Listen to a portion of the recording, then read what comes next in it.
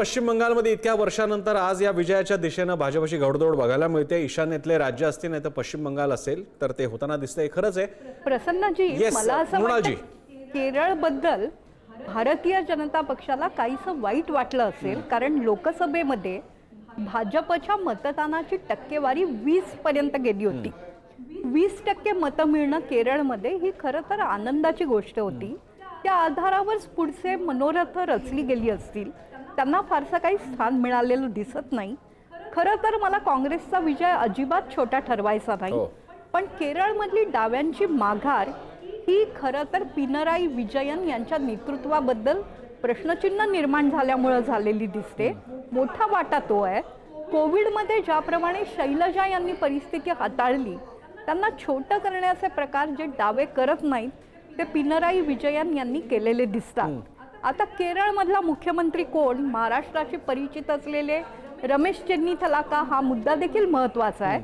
पण भारतीय जनता पक्ष तमिळनाडू आणि केरळ या दोन्ही राज्यांकडे मोठा प्रश्न म्हणून बघेल आणि ज्या पद्धतीने तो पक्ष काम करतो, मशिनरी म्हटलेला आवडलं नाही मगाची अजितजींना, ठीक आहे, कार्यकर्ते अत्यंत प्राणपणाला लावून काम करत असतात, उगाचच ते जिंकतात म्हणून नावं ठेवण्यात अर्थ नाही। पण भारतीय जनता पक्ष ही दोन कोडी सोडवायचा येत्या लोकसभेपर्यंत काय प्रयत्न करतील याकडेही लक्ष देणं आवश्यक ठरेल। विजय जर भारतीय जनता पक्षाला नाकारत गेले तर तिथे नक्की कोणाची युती होईल, अण्णा द्रमुकच्या माध्यमातून एनडीए तिथे काही करायचा प्रयत्न करेल का याकडेही लक्ष ठेवावं लागेल।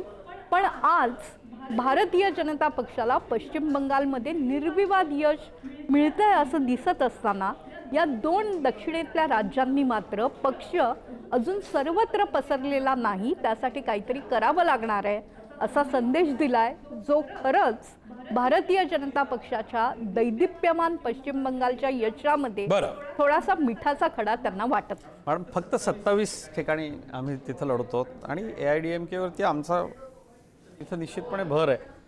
मित्रपक्ष आहे आमचा। आमचे प्रभारी पियुषजी तिथे, महाराष्ट्राचे केंद्रीय मंत्री पियुषजी गोयल तिथे प्रभारी या निवडणुकीला आहेत आणि मागच्या वेळेला 4 आणि आता 27 जे आमच्या वाट्याला आले आहेत त्यातनं अधिक चांगला निकाल काढण्याचा आम्ही प्रयत्न करू। आमचे तिथले प्रदेशाचे अध्यक्षही अतिशय लोकप्रिय आहेत आणि आपण म्हणताय ती गोष्ट अत्यंत गांभीर्याने घेऊन या दोन्ही राज्यांमध्ये आम्ही मतदारांना साथ घालण्याचे पुढच्या काळामध्ये आमचे सातत्यपूर्ण प्रयत्न निश्चितपणे ठेवू। कारण 2 निवडणुकांपूर्वी निश्चित आम्ही तिथे कुठल्याच म्हणजे और खुल्लम खुल्ला आदमी वोट दिया, अपना वोट अपना देश से का, इसलिए हम लोग का डबल इंजन सरकार होने का। अभी तक देखा जा रहा है कि बीजेपी का सीट जो है तृणमूल कांग्रेस से काफी आगे है, ट्रेंडिंग ये बता रहा है। देखिए और भी आगे इशारा कर रहा है सारे, ये एब्सोल्युटली सब चाहते हैं बीजेपी सरकार बने, मोदी जी का सरकार हो। नॉर्थ बंगाल और अच्छा रिजल्ट करेगा जो आया नहीं है अब तो। दक्षिण बंगाल जहाँ हम लोग पीछे रहते वो आगे चला गया। और देखिएगा जो आदमी पहले बड़ा बड़ा हैवी वेट था वो भी आज पीछे है। और विश्वास ले और सपना बर्मन जो भी लीजिए, ये लोग आगे। आसाममधल्या भाजप कार्यकर्त्यांच्या प्रतिक्रिया समोर येत होत्या। मला राजेंद्र साठेंकडे मला पश्चिम बंगालच्या वतीनं मला ममता बॅनर्जींच्या अनुषंगाने विचारायचं आहे। राजेंद्र साठेजी, ममता बॅनर्जी वयाच्या एका टप्प्यावर आहेत, पॉलिटिकल जेवढं सक्सेस मिळवायचं होतं तो कर्व पूर्ण पिनॅकलला पोहोचलेले आहेत, यानंतर काय? त्यांना पक्षामध्ये नवीन रक्त आणावं लागेल, नवीन दिशा द्यावी लागेल। त्यांच्या सक्सेशनच्या पण चर्चा सुरू झाल्या होत्या पण त्यांनी ते सोडलेलं दिसत नाहीये। तुम्ही ममता बॅनर्जींची पुढची दिशा कशी बघता? ममता बॅनर्जी मला वाटतं 71 वर्षाच्या आहेत हो, आणि त्या अर्थाने त्या राजकारणात अजून काही खूप अशा म्हाताऱ्या झालेल्या आहेत असं म्हणायचे कारण नाही। आणि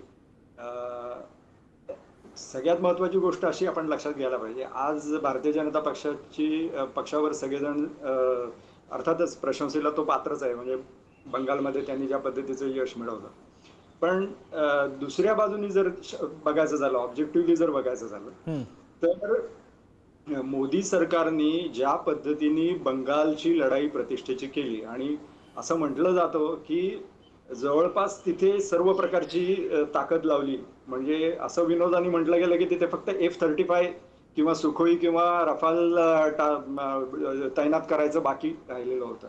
बरं, तर त्या युद्ध असल्याप्रमाणे ज्या पद्धतीने ते लढवलं गेलं आणि त्याच्यानंतर सुद्धा तुम्ही एक लक्षात घ्या, त्या सगळ्या तमाम ताकदीला पुरून उरून ममता बॅनर्जींचा तृणमूल पक्ष आज 100च्या आत बाहेर, आता किती जागात मला माहित नाही, कदाचित 115, 100, 105 अशा काहीतरी येत आहेत सर. तर 100 जागा तर त्या मिळवू शकत असतील तर मला असं वाटतं की त्यांचं राजकारण संपलेलं आहे असं आपण म्हणण्याचं धाडस करू नये. बरोबर आहे. आणि ही पहिली गोष्ट, म्हणजे या सगळ्या ह्याच्यामध्ये ही पहिली गोष्ट आहे की त्या पूर्ण भुईसपाट झाल्यात. म्हणजे त्यांच्या विरोधी ज्या पद्धतीचा प्रचार झाला की ते देशद्रोही आहेत, म्हणजे देशद्रोह्यांना थारा देतात किंवा मुस्लिमांच्या बांगलादेशी मुस्लिमांच्या मतांवर निवडून येतात, अशा पद्धतीचा जो प्रचार झाला आणि मग काय गुन्हेगारीचं राजकारण आहे आणि बाकीच्या सगळ्या गोष्टी किंवा अपयशी आहेत, बंगाल विकासामध्ये मागे पडलेला आहे, तर हा प्रचार खरा ठरला ही गोष्ट खरी आहे. पण त्याचबरोबर त्यांना 100 जागा मिळाल्या किंवा 100च्या आत बाहेर हे पण लक्षात घ्यायला पाहिजे. त्याच्यामुळे त्यांचं राजकारण संपलेलं नाही, हा भाग एक. आता पुढचं काय असं जर म्हटलं तर त्यांना एक आपली दिशा ठरवायला लागेल. म्हणजे आतापर्यंत त्यांनी डाव्यांना असलेला विरोध, 34 वर्ष डाव्यांची सत्ता असल्यामुळे अर्थातच अँटी इन्कम्बन्सी तयार झालेली होती, त्या पोकळीमध्ये त्या शिरल्या आणि त्यांचं जे लढाऊ राजकारण होतं, रस्त्यावर उतरून मारामाऱ्या करू शकण्याचं राजकारण जे होतं ते त्यांना पुढे आजपर्यंत इथपर्यंत घेऊन आलं आणि 3 वेळा त्या सत्तेत आल्या. तर इथून पुढे त्या विरोधी पक्षनेत्या म्हणून खूप प्रभावी कामगिरी करत असतात हे आपल्याला याच्यापूर्वी दिसलेलं आहे डाव्यांच्या बाबतीत. विरोधी पक्षनेत्या म्हणून त्या भाजपच्या विरोधात कशा पद्धतीने प्रभावी कामगिरी करतात हे आपल्याला इथून पुढच्या 5 वर्षांमध्ये दिसणार आहे. आणि मला असं वाटतं की ममता बॅनर्जींच्या जीन्समध्येच लढाऊपणा आणि विरोधाची भूमिका आहे. म्हणजे त्या सत्तेत असल्या तरी त्या विरोधक असल्यासारख्याच सुरुवातीला वागत होत्या. असं वाटतं की ते लक्षात घेता त्यांना काही खूप कठीण जाईल असा त्या नव्या भूमिकेत शिरणं नाही. फक्त त्यांना आयडिओलॉजिकली आपल्याला नीट दिशा द्यावी लागेल. म्हणजे आपल्याला भारतीय जनता पक्षाच्या ही जी काही धर्मावर आधारित राजकारण आहे त्याला नीट निर्णायक अशा पद्धतीने विरोध करायचा आहे की नाही आणि तो कशा पद्धतीने करायचा. कारण तिथे त्यांच्यासोबत काँग्रेस आणि डावे आहेत आणि ते जास्त भारतीय जनता पक्षाला राष्ट्रीय स्तरावर विरोध करणारे आहेत आणि त्यांचं राजकारण हे धर्मवादी राजकारणाला विरोध करणार आहे. तर एक वेळी ममता बॅनर्जींना काँग्रेस आणि डाव्यांनाही हे करायचं की ते पक्ष बरोबर नाहीत आणि त्याच वेळेस भारतीय जनता पक्षाला विरोध करायचा आहे. ती आयडिओलॉजिकल हे त्या कसं डिफाईन करतात याच्यावर त्यांचं सगळं आहे. पण लढाऊपणामध्ये म्हणाल किंवा पक्ष संघटनेच्या बाबतीत म्हणाल किंवा तृणमूल पक्ष पोचलाय अशा बाबतीत म्हणाल तर ते अजून संपलेलं नाही, ते लक्षात घ्या. मला अजित चव्हाणांकडे जाऊन मी आजबेंकडे पण येतो, मृणाल मॅडमकडे पण जायचं. अजित चव्हाणजी, मी सोशल मीडिया सुद्धा फॉलो करतोय कारण खूप प्रतिक्रिया येत आहेत. त्यातल्या अनेक ठिकाणी असं चाललेलं आहे की निवडणुका जिंकून ममता बॅनर्जींचा पराभव केल्याबद्दल इलेक्शन कमिशनचं हार्दिक अभिनंदन. कशा प्रकारे पाहता तुम्ही ही कमेंट? नाही, भारतीय जनता पक्षाच्या निर्विवाद विजयानंतर विरोधकांच्या हातात काहीच शिल्लक राहिलं नाही, तर हा अशा पद्धतीचा प्रचार केला जातो यापूर्वी आपण बघितलंय. मला थोडंसं साठे सरांच्या विश्लेषणाबद्दल बोलायचं आहे. सर, आपलं विश्लेषण फारच सुंदर होतंय, माहितीपूर्ण होतंय, परंतु थोडंसं आमच्या बाबतीमध्ये सगळेच विश्लेषक असं का करतात, मला हा प्रश्न आहे. की ते वर्गामधल्या हुशार मुलासारखं आहे की 99.70 मार्क मिळाले तर हे बाकीचे इतर कुठे गेले असा जाब आम्हाला विचारला जातो. अर्थात ते फार चांगलं आहे, ते आम्ही खूप सिरियसली घेतो. पण सर, मला नम्रपणे आपल्याला एक गोष्ट इथे सांगायची आहे की ज्या बंगालच्या निवडणुकीमध्ये 100 हत्या व्हायच्या, त्या बंगालच्या निवडणुका अतिशय शांतपणे, म्हणजे हिंसाचार तसा तृणमूलच्या लोकांनी केलाच, मालदाला झाला, इतर ठिकाणी अतिशय वाईट पद्धतीने निवडणुकीनंतर सुद्धा तिथे हिंसाचार केला गेला. डाव्यांपासूनची ही परंपरा आहे की बंगालच्या निवडणुकांमध्ये अगदी निर्घुणपणे कत्तली करणं, बॉम्ब लावून गाड्या उडवणं, विरोधी उमेदवाराची थेट हत्या करून टाकणं, अशा पद्धतीनं, म्हणजे तुम्ही त्याचा सौम्य शब्दामध्ये उल्लेख केला की रस्त्यावर उतरून निवडणुका लढवणं, रस्त्यावर उतरून निवडणुका लढवणं नाही तर हिंसाचार करून अगदी हिंदू बहुल परिसरामध्ये धमक्या देऊन ही मंडळी फिरायची यापूर्वीच्या निवडणुकांमध्ये की खबरदार जर तुम्ही मतदानाला खाली उतरलात तर. सर, अगदी स्पष्ट आहे, हे संबंध देशानं, संबंध हिंदुस्थाननं बघितलं की বাংলাদেশ আমার সেকেন্ড রাউন্ডে 4500 মতো লিড হয়েছে, thanks to every Hindu Sanatani those who are cast in favour of me in ward number 63. Expected result 3, 4, 5 77 number word, এখানে মমতা ব্যানার্জি ভালো লিড নেবেন। আমি যা প্রথম থেকে বলেছি 7, 8, 9, 10 আমি ওই বড় লিড কভার করব এবং 10 রাউন্ডের পর থেকে আমি এগোতে থাকব এবং expected Mamata Banerjee again defeat in Bhabanipur assembly. Malda মুর্শিদাবাদে মানিকচকে যেভাবে দেখা যাচ্ছে ভালো লিড করছে, মানে যেই আসনগুলো এক্ষুনি কিচ্ছু বলবো না, বিজেপি সরকার করছে এটুকু বলবো এবং ক্লিয়ার ম্যান্ডেট, একদম ক্লিয়ার ম্যান্ডেট বিজেপি সরকার করছে। না না না, it's too early to say anything. দক্ষিণ কলকাতায় আপনিও এগোচ্ছেন, স্বপন দাশগুপ্ত তিনিও অনেকটা লিডে রয়েছে, তৃণমূলের গড়ে কি এবার কার্যত কলকাতাতে শিক্ষিত লোকজন, হিন্দুরা, তারা মমতা ব্যানার্জিকে রিজেক্ট করছে, ইনিশিয়াল ট্রেন্ড তাই বলছে। এবং সবচেয়ে বড় কথা হচ্ছে ভাষার নামে, জাতের नामे हिंदूरा विभक्त हयनी। मोठी बातमी येते 7व्या फेरी अखेर देखील अक्षय कर्डिले आघाडीवर आहेत। जवळपास अपेक्षित निकालच महाराष्ट्रातल्या पोटनिवडणुकीचे आहेत। अक्षय कर्डिले आघाडीवर आहेत। बारामतीत 8 फेऱ्या पूर्ण झालेल्या आहेत। सुनेत्रा पवार स्पष्ट आणि दणदणीत विजयाच्या दिशेनं। एकीकडे देशातल्या या निवडणुका होत असताना महाराष्ट्रामधल्या या 2 पोटनिवडणुका होत्या आणि त्यामध्ये अपेक्षेप्रमाणे सुनेत्रा पवार बारामतीहून, अक्षय कर्डिले राहुरीहून आघाडीवरील विजयाच्या दिशेनं। मी यानंतर पुन्हा एकदा जातोय, मी भाऊसाहेब आजबेंकडे जातोय। भाऊसाहेब आजबे, पश्चिम बंगालमध्ये काँग्रेसला अजूनही आपली जमीन मिळवता येत नाहीये। केरळमध्ये जरी राज्य मिळत असलं तरी पश्चिम बंगालमध्ये अस्तित्व दिसणं सुद्धा पुरेसं दिसत नाहीये। मी आपल्याला आठवण करून देतो, गेल्या काही वर्षात भाजपचं अस्तित्व दिसत गेलं होतं। मागच्या निवडणुकीमध्ये तृणमूलच्या विजयाप्रमाणेच भाजपच्या जिंकलेल्या जागांची चर्चा होती। काँग्रेसला अजून या बेल्टमध्ये असा प्रभाव का नाही पडता आला?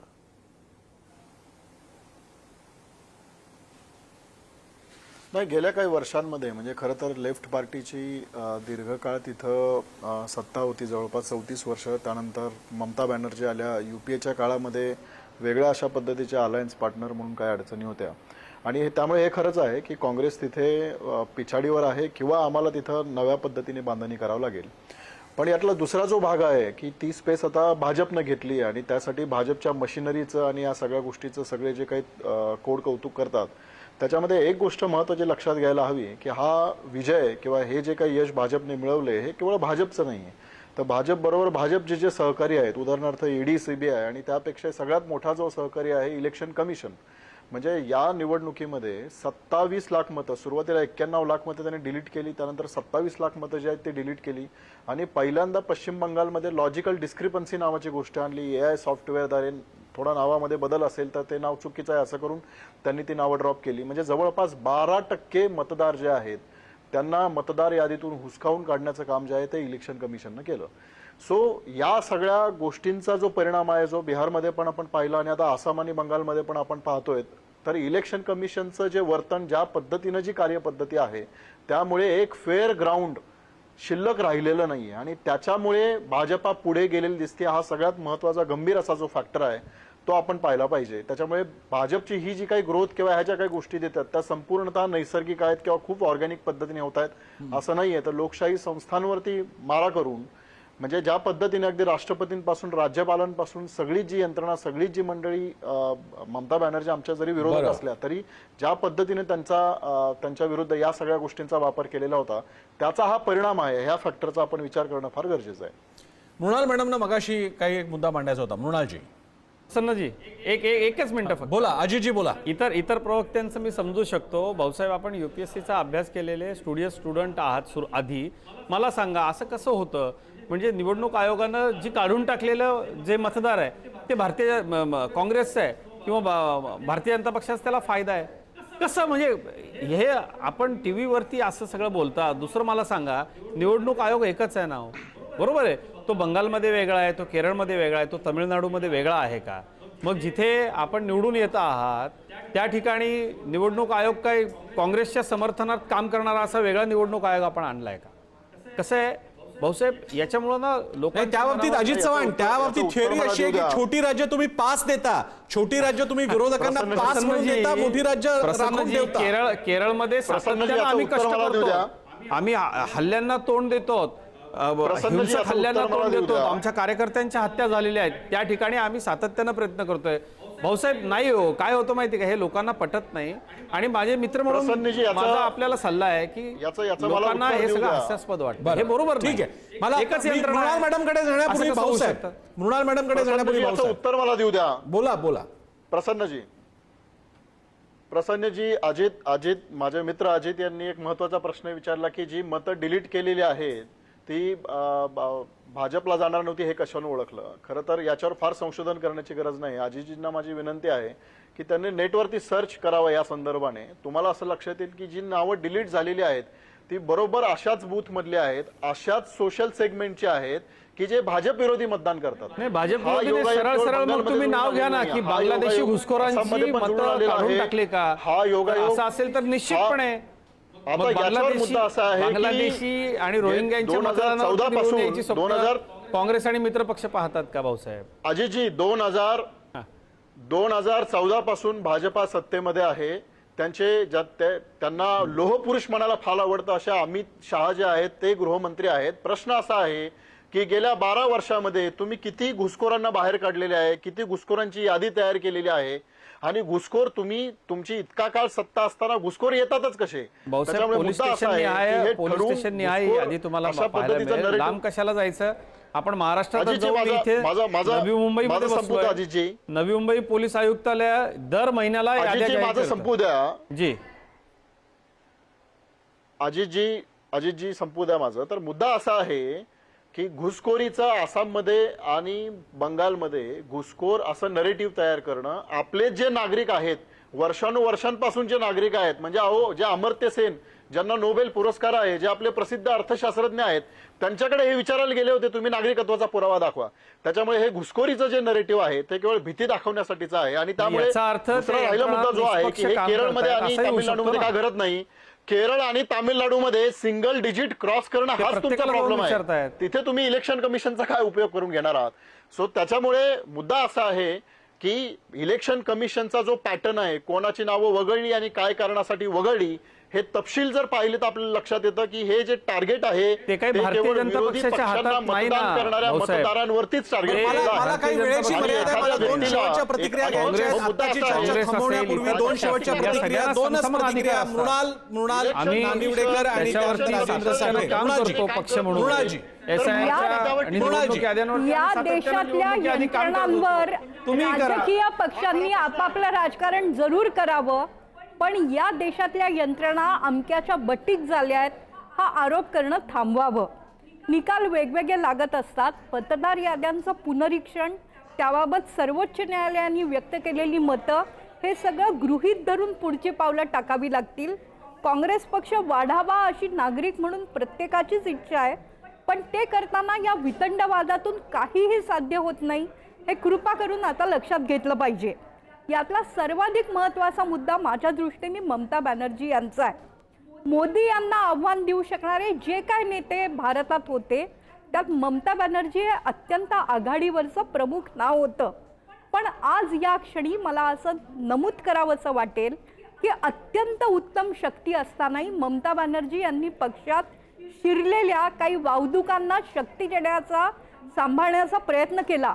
बलात्कार झाल्यानंतर त्या पीडितेच्या विरोधातल्या कोणाला तरी बलात्कार करणाऱ्या नराधमाच्या पाठीशी उभं राहणं असल्या चुका ममता बॅनर्जी करून बसल्या आणि त्यामुळे परिवर्तन सोपं झालं. हा केवळ हिंदू मुस्लिम हा मुद्दा नाही, तो आहे हे निश्चित आहे, पण सत्ताधीशांनी सत्ता मिळाली म्हणून आंधळं व्हायचं नसतं. ममता बॅनर्जी या शिकतात. ममता बॅनर्जी या अँटी मोदी विचाराला आवडत्या नेत्या आहेत. त्यांनी चुका सुधाराव्यात. हे का झालं याचं आत्मपरीक्षण करावं आणि आता कुठेतरी रस्त्यावर येऊन लढाई न देता आपण मोदींच्या आणि भाजपच्या विरोधात नेता होऊ शकत होतो, पण का झालो नाही याचं परीक्षण करावं. असं असलं की एखादा पक्ष यशस्वी झाल्यानंतर तो अमक्यामुळेच यशस्वी झाला हे म्हणणं अत्यंत सोपं असतं. त्या पक्षाच्या वाटचालीची जशी आपण चिकित्सा करायलाच हवी, तसं अपयश कुणाला का आलं याची ही चिकित्सा करणं हा लोकशाहीचा धर्म आहे. या देशामध्ये विरोधी पक्ष म्हणून काहीतरी प्रभावीपणे समोर यावं असं वाटत असेल तर ममता बॅनर्जी कुठे चुकल्या, का चुकल्या याचं विश्लेषण आज या घडीला करणं अत्यंत आवश्यक आहे. या देशाने पुढे वाटचाल करायची असेल तर विरोधी मतदान मोठ्या प्रमाणावर नेत्यांना व्हायला हवं. ते नेते समोर यायला हवेत. पण ते निवडणूक आयोग अमुक करतो, सर्वोच्च न्यायालय अमुक करतं म्हणून मी तिथे जाणार नाही, अशा जर याच्यात गेले ट्रॅपमध्ये तर या देशाचं भलं होऊ शकणार नाही. एक नागरिक म्हणून या निमित्ताने आपण हे कळकळीचं आवाहन करूया की लोकशाही प्रगल्भ होण्यासाठी काय पावलं टाकता येतील, कसे प्रयत्न करावे लागतील याकडे आता लक्ष द्या.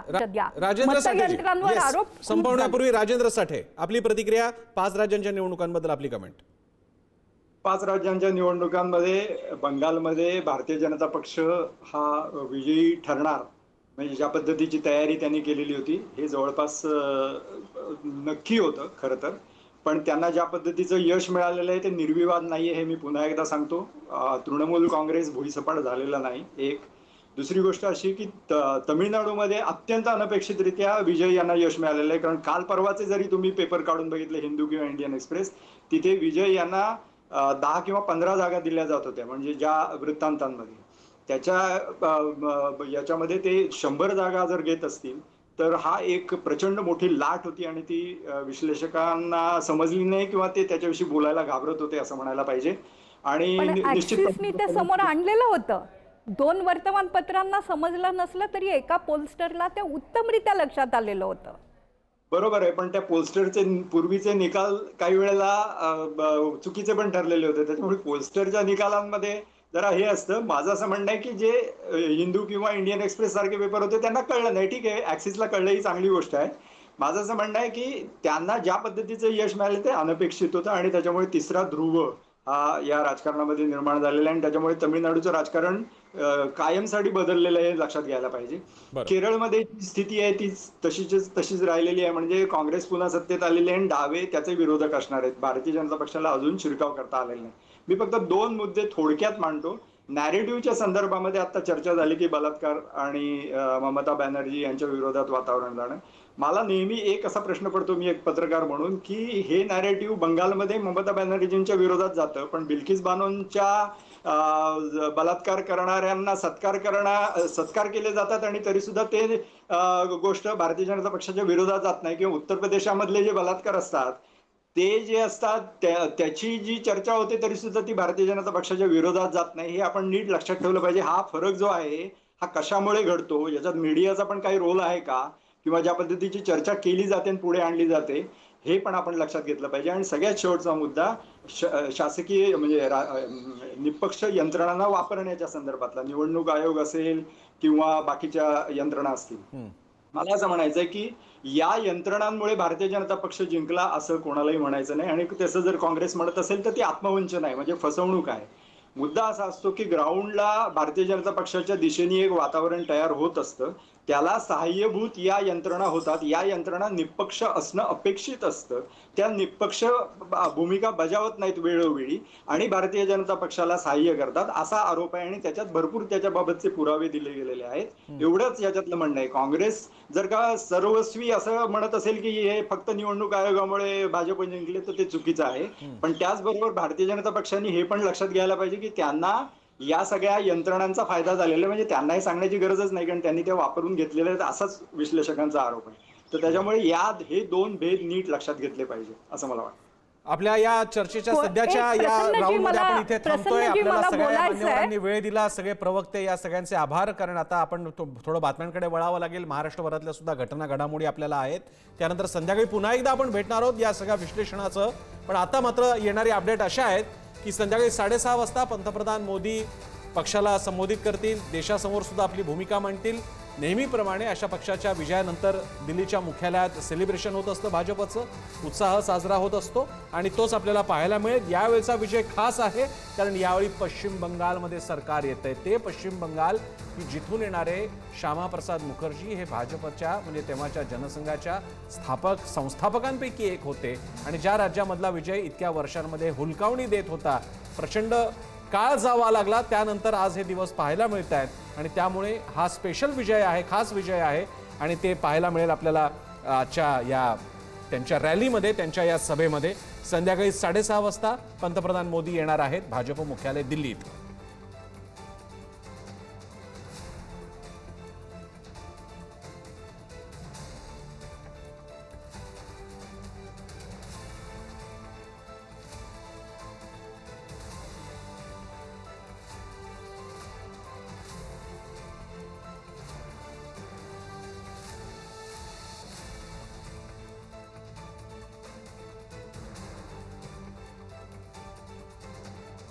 Thank you.